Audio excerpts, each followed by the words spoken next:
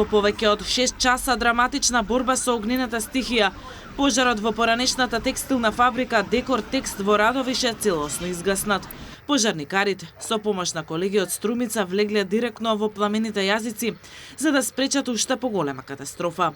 Огнот брзо се ширел поради големото количество запалив материјал и машини во магазините, а густ чад и високи пламени јазици го покрија целиот реон.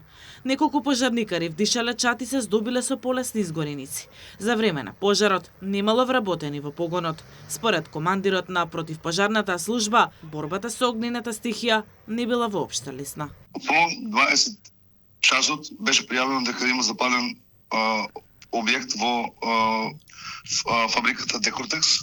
Од наша страна интервенирано со 5 противпожарни возила и 14 пожарникара. На лице место е видено дека се станува збор за поголема хала во која има машини за преработка на текстил.